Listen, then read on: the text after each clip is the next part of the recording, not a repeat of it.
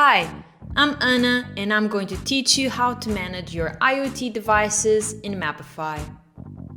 Typically, when you first access the Devices tab, you'll notice it's empty.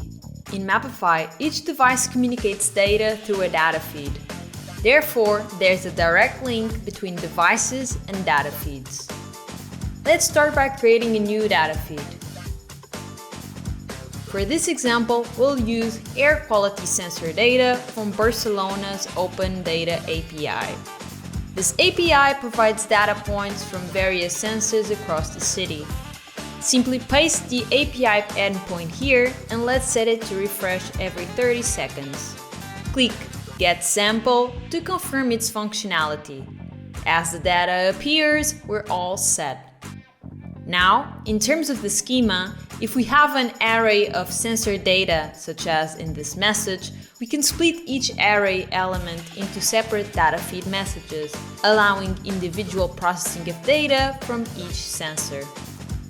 You might have noticed that there is also a field named Device ID. Here, you inform Mapify where to find the sensor's ID, which uniquely identifies a sensor or a device. In this case, it's right here.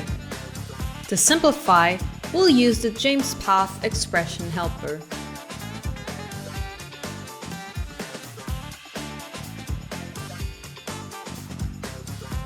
Don't forget to save in the end. After refreshing, you'll see the complete list of devices.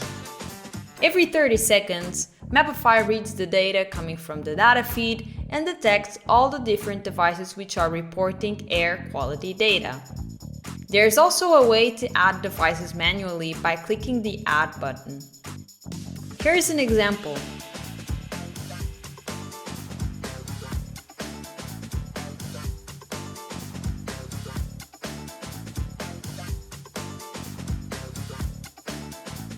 If you want to process messages only from the devices on this list, simply check this option.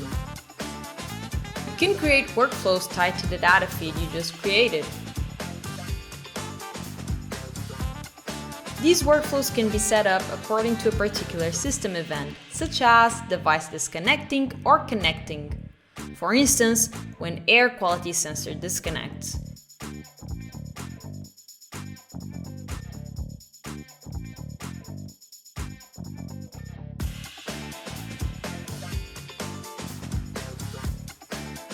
And we can set up an email alert like this.